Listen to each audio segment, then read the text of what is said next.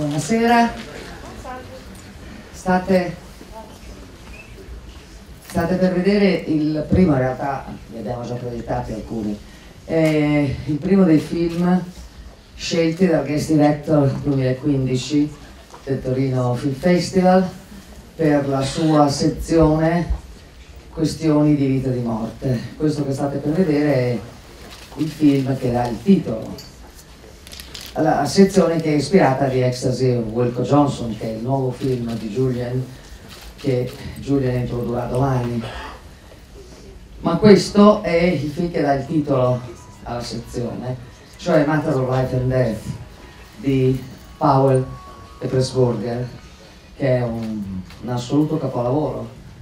Soprattutto se non l'avete mai visto sullo schermo, ho visto che siete molti, c'è molti giovani, soprattutto se non l'avete mai visto.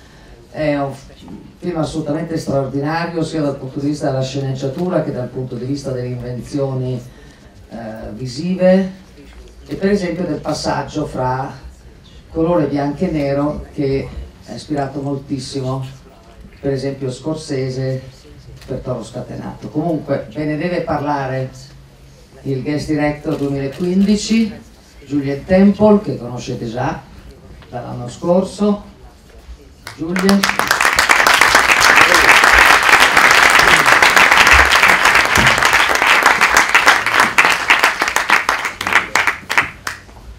Just want to say how great it is to be back in Turin, and I just was thinking I should have brought a drone with me to film the lights this year in the streets. It would look great if you could fly through them. This film means a lot to me.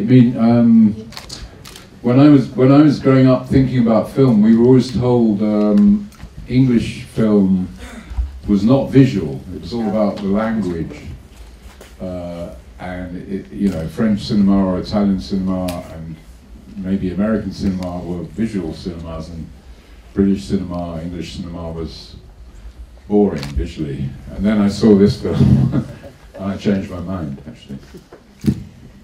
È fantastico trovarsi di nuovo a Torino, e venendo qui mi è venuto in mente che avrei dovuto portare dei droni per filmare le luci d'artista.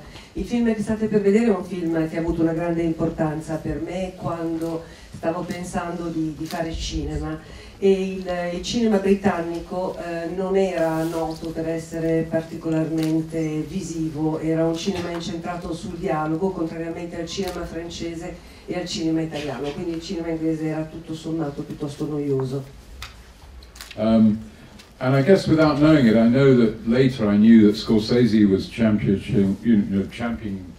of these guys' films in America, but there was a group of us who, whenever we could put one of these films on or go and see one of these films, there was a kind of cult of these people when we were, you know, doing lots of drugs and things as well. But we had to be at these screenings of these films, and it was often in cinemas where if you lay back in the seat, you get this kind of effervescence of fleas jumping in front of the screen. I remember a cinema where I saw another Powell and Pressburger film with snow falling in the cinema because the roof was falling in. And this somehow made them more magical. You know, they were already really magical, but they were always shown in these really run-down cinemas that felt more beautiful somehow. Ho appreso poi in seguito che Scorsese era proprio quello che promuoveva questi film negli Stati Uniti.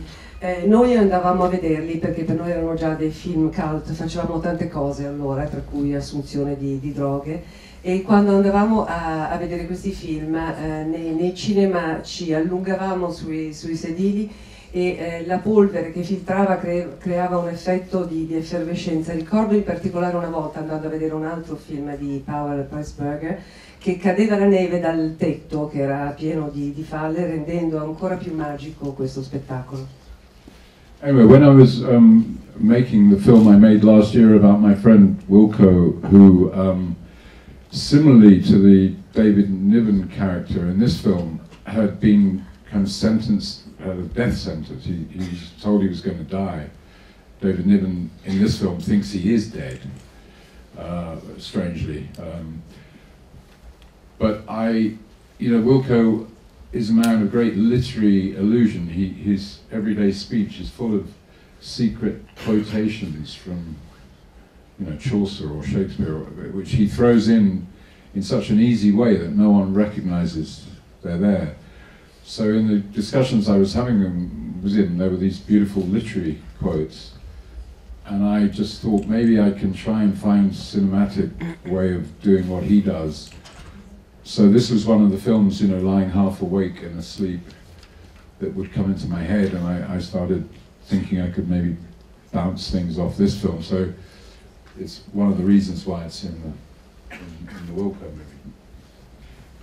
One little known fact about this film, it was called A Stairway to Heaven in America. Yeah. And the Led Zeppelin song was inspired. Yeah, the song was inspired by this film, strangely. And I just think you're in for a real treat, because this is one of the greatest Technicolor films, I think. Just the visual quality of it is beautiful. And the idea that heaven should be in black and white and earth should be in amazing Technicolor still hits home, I think. It's a very beautiful idea. And the fact you're going to see it in a print on a screen in the presence of other human beings is really great as well. So hopefully you are in for a treat and you enjoy it as much as I did when I first saw it. Thank you for having me. Speak to you soon, I hope.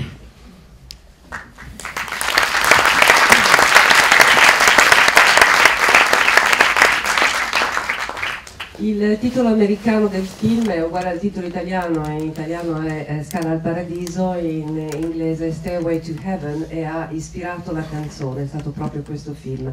E state per avere un grande lusso questa sera, di godere di questo meraviglioso Technicolor.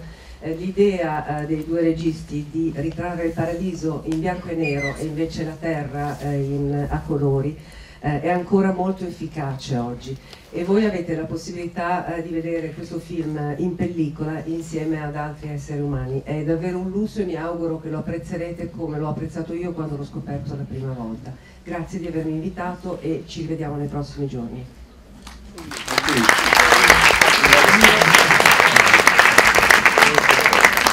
Grazie Julien, buon divertimento.